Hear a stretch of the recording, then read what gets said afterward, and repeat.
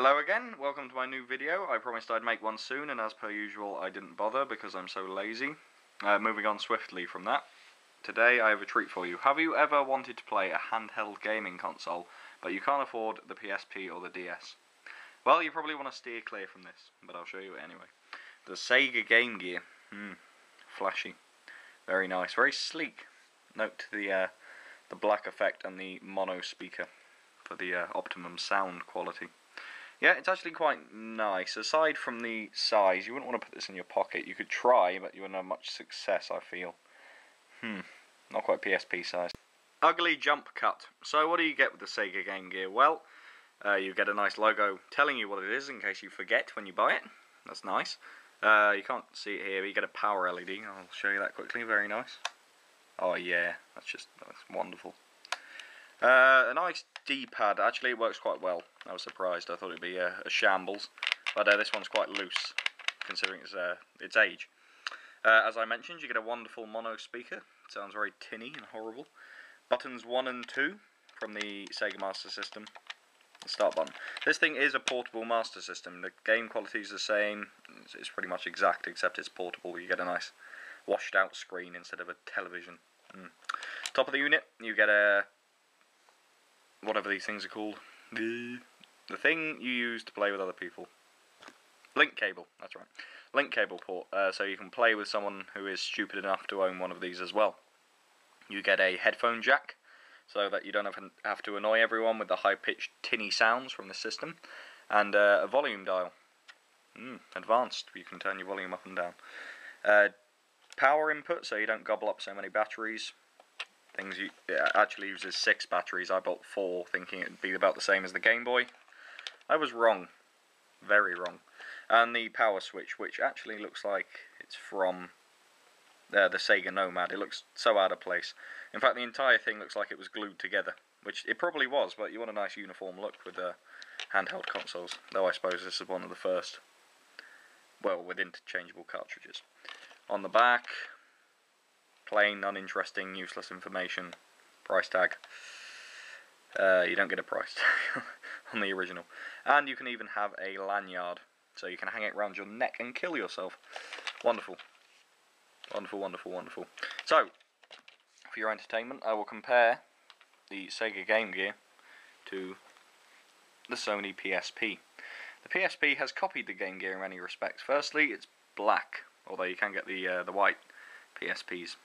It also has a lanyard hole, and the D-pad isn't quite the same, but this is actually worse than the Sega Game Gear, believe it or not. The screen they definitely haven't copied, but you can see the resemblance, and I feel it's probably paying some kind of homage to the Sega Game Gear in a fashion. The games look like this, very similar to the Game Boy cartridges, except, again, black. Streets of Rage. Awesome. On the road you can play Streets of Rage. You can't get much better than that. That's it really. And one thing to note with cartridges is they'll last a hell of a lot longer than CDs or UMDs, because it's really hard to destroy them. If you clean your contacts, really, they'll last forever. Don't hold me to that, for God's sake. I'll show you some gameplay quickly. I don't need to even do a cut to this. The Sega Game Gear has no external television adapter, so you have to deal with the washed out screen. You may suffer eye strain. One thing is that the quality on the camera does not represent the quality you see in person. When you record it via camera, for some reason it's actually a lot better. I don't know why. So, I'll turn off the light. Yes, doesn't make that much of a difference. Brilliant. Trying to line the screen so you can see it. So, what you're seeing now is a lot brighter than what I can see. Colours are, as I said, washed out. You don't get many of them. Christ, this is hard. Oh, turn up the volume so you can hear it. That'd be nice.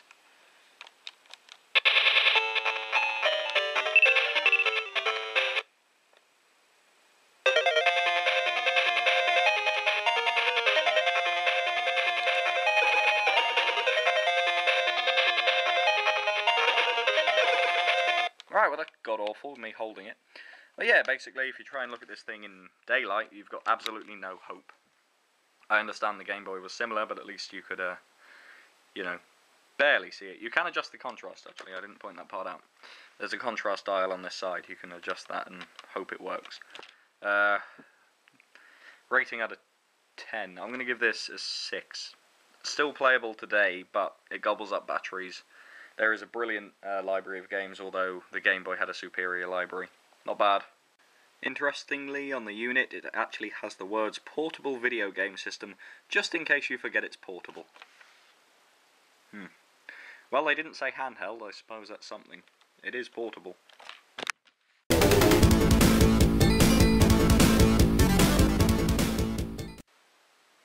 As a side note, I'd like to also show you guys the poster from the Ninja case that I bought. The reason I wanted to show you it was because they are advertising the control stick. It's everywhere.